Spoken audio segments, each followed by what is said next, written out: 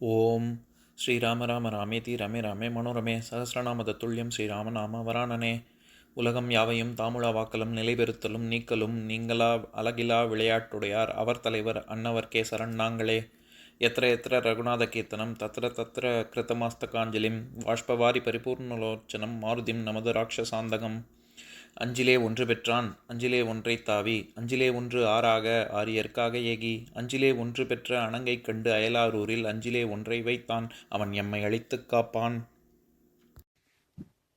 இன்னைக்கு நம்ம கம்பராமாயணத்துல பாலகாண்டத்துல திருவதார படலத்துல 106வது பாட்டு பார்க்க போறோம்.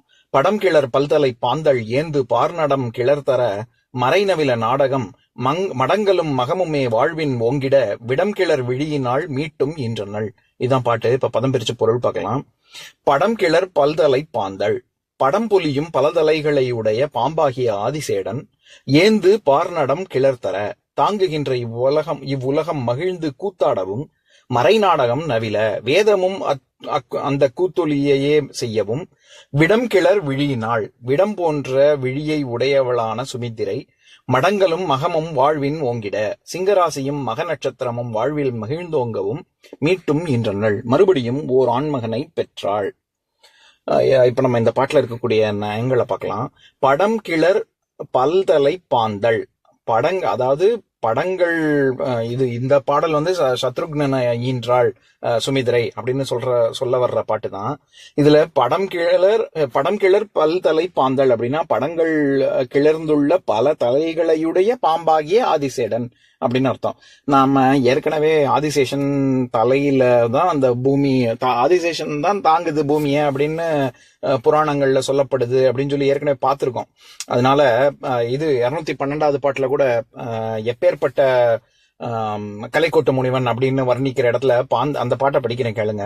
பாந்தளின் மகுடகோடி பறித்த பாரதனில் வைகும் மாந்தர்கள் விலங்கு என்று உண்ணும் மனத்தன் மாதவத்தன் எண்ணின் பூந்தவிசு உகந்துள்ளோனும் புராரியும் மகிழ்தற்கு ஒத்த சாந்தனால் வேள்வி முற்றின் தனையர்கள் உளராம் என்றான் அப்படிங்கிற பாட்டுல எப்பேற்பட்ட உலகத்தில் வாழும் மாந்தர்கள் அப்படின்னு சொல்ற இடத்துல பாந்தளின் மகுடகோடி அப்படின்னு. அதனால பாந்தள் அதாவது படம் கிளர் பல்தலை பாந்தள். கிளர்ச்சி அப்படின்னாலே எழுச்சி இல்லாட்டி மகிழ்ச்சி ரெண்டுத்துக்குமே வரும்.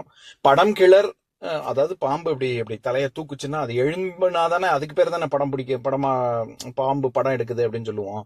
அதனால படம் கிளர் பல்தலை பாந்தள் அப்படின்னு சொல்றாரு. பாந்தல்ங்கிறது ஆதிசேஷன் பாம்பை தான். ஏந்து பார்நடம் கிளர்தர, 2வது கிளர். முதல்ல படம் கிளர்ங்கிறது எழுச்சியையும், ஏந்து பார்நடம் கிளர்தர அப்படிங்கிறது மகிழ்ச்சியையும் கூத்தாடுதலையும் குறிக்குது. அதாவது நாடகம் அப்படின்னா இப்ப நம்ம என்ன நினைச்சுக்கிட்டு இருக்கோம், நாடகம்னா டிராமா அப்படின்னு. அந்த காலத்துல நாடகம்ங்கிறது ஆடிக்கிட்டே பாடவும் செய்வார்கள். அதனால ஒலி எழும்பி வாத்தியங்கள்லாம் வாசிப்பாங்க. அதோட சேர்த்துதான் ஆட்டம் பாட்டம் எல்லாமே உண்டு. அதனாலதான் அதை கூத்து அப்படின்னு சொன்னாங்க. அது அதை செய்யறவங்கள கூத்தாடி அப்படின்னு சொன்னாங்க. அதனால இந்த இடத்துல வேதமே அந்த கூத்தொலியை எழுப்புகிறது. வேத சொற்கள் அவங்க இந்த கோஷம் எழுப்புறாங்கல்ல, அதுவே இந்த மகிழ்ச்சியில ஒலி எழுப்புது அப்படின்னு சொல்றாரு. விடம் கிளர் விழியினாள், இதுல விடம் விஷத்தை தான் விடம் அப்படின்னு சொல்றாங்க. பொதுவாவே பெண்களின் கண்களை விஷத்துக்கு ஒப்பிட்டு சொல்வது கவி மரபு. அதனால விடம் கிள விழி அப்படின்னு வரும். அதனால பொதுவாவே விஷமுள்ள பெண்களின் கண்கள் விஷமுள்ளது அப்படிங்கறது மாதிரியான ஒரு வர்ணனை. அதனாலதான் இங்கேயும் என்ன சொல்றாரு, விடம் கிளர் விழியினாள் அப்படின்னு சுமித்ரையை சொல்லும்போது சொல்றாரு. நான் ஏற்கனவே சொல்லியிருக்கேன் என்னன்னு தெரியல.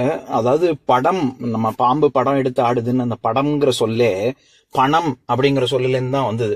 அந்த பணம்ங்கிறது சம்ஸ்கிருதத்துல ஃபனா அப்படின்றது. அதாவது பாம்பு படம் எடுக்கிறது அது ஃபனா. அந்த ஃபனாவை தான் நம்ம பணம்னு சொல்றோம், படம்னு சொல்றோம். நகரம் டகரமாக திரிந்து வருவது. அதனால இந்த இடத்துல படம்ங்கிறது அப்பேற்பட்ட ஒரு பாம்பு படம் எடுக்கிறது தான். அதனாலதான் அப்படி பணம், அதாவது ஃபனா அந்த மாதிரியான ஒரு படம் எடுக்கக்கூடிய தன்மை கொண்டதுங்கிறதுனால பணம் எடுத்து ஆடுவதனால் பணின்னே பாம்புக்கு இன்னொரு பேரும் இருக்கு. அதே மாதிரி என்ன நட்சத்திரம் என்ன ராசி அப்படின்னு சொல்ற இடத்துல மடங்களும் மகமுமே வாழ்வின் ஓங்கிட அப்படின்னு. இந்த இடத்துலயும் அந்த நட்சத்திரம் அந்த ராசி உயர்ச்சியை அடைந்தது அப்படிங்கறதுனால வாழ்வின் ஓங்கிட அப்படின்னு சொல்றாரு. இது நம்ம மடங்கள் அப்படின்னா சிங்கம் அப்படின்னு ஏற்கனவே நம்ம பார்த்திருக்கோம். 232வது பாட்டுல ரோமபத மன்னன் இவர கலைக்கோட்டு முனிவரை ஒரு சிம்மாசனத்துல உட்காத்தி வச்சார் அப்படின்ற பாடல், அதை படிக்கிறேன் கேளுங்க. அடைந்தனன் வளநகர அலங்கரித்து எதிர்மிடைந்திட முனியோடும் வேந்தன் கோயில் புக்கு ஒடுங்கல் இல் பொன் குழாத்து உரையுள் எய்தி ஓர் மடங்கள் ஆதனத்திடை முனியை வைத்தனன். ஒரு சிம்மாசனத்துல உட்கார்த்தி வைத்தான் அப்படிங்கிறதுக்கு மடங்கள் ஆதனத்திடை முனியை வைத்தனன் அப்படின்னு நம்ம பார்த்திருக்கோம். அந்த மாதிரி மடங்கள்னா சிங்கம்னு அர்த்தம். அதனால சிம்ம ராசியும் மக நட்சத்திரமும் மகமுமே வாழ்வின் ஓங்கிட, இது விடம் கிளர் விழியினால் மீட்டும் அப்படின்னா மீண்டும் ஒரு பிள்ளையை மகவையை பெற்றாள் அப்படின்னு சொல்றாரு. நான் ஏற்கனவே சொல்லியிருக்கேன், கம்பர் பயன்படுத்துற வினைத்தொகை எல்லாமே ரொம்ப பொருத்தமானதாக இருக்கும். இங்கேயும் எப்பேற்பட்ட உலகம் அப்படின்னு சொல்ற இடத்துல படம் கிளர் பல்தலை பாந்தள் ஏந்து பார் அப்படின்னு சொல்றாரு. ஏந்து பார் அப்படின்னா ஏந்திய பார், ஏந்துகின்ற பார், ஏந்தும் பார் அப்படின்னு எப்பவுமே ஆதிசேஷன் பூமியை தாங்கி கொண்டிருக்கிறது அப்படிங்கிற இடத்துல வினைத்தொகையை பயன்படுத்துறாரு. இப்ப இந்த பாட்டின் மூலமா கம்பர் சொல்ல வர்ற கருத்து என்ன? சுமித்திரை மக நட்சத்திரத்துல சிம்ம ராசியில மீண்டும் ஒரு புத்திரனை பெற்றாள், அதாவது சத்ருக்னனை பெற்றாள் அப்படிங்கறதுதான் கருத்து. இப்ப நான் பாட்டை படிக்கிறேன் கேளுங்க. படம் கிளர் பல்தலை பாந்தள் ஏந்து பார்நடம் கிளர்தர மறை நவில நாடகம் மடங்களும் மகமுமே வாழ்வின் ஓங்கிட விடம் கிளர் விழியினாள் மீட்டும் ஈன்றனள். இன்னொரு பாட்டு பார்க்கலாம். ஓம் சாந்தாகாரம் புஜகசயனம் பத்மநாபம் சுரேஷம் விஸ்வாதாரம் ககனசத்ரசம் மேகவர்ணம் சுபாங்கம் லக்ஷ்மீகாந்தம் கமலநயனம் யோகி ஹிருத்யானகம்யம் வந்தே விஷ்ணும் பவபயஹரம் சர்வலோகைகநாதம்.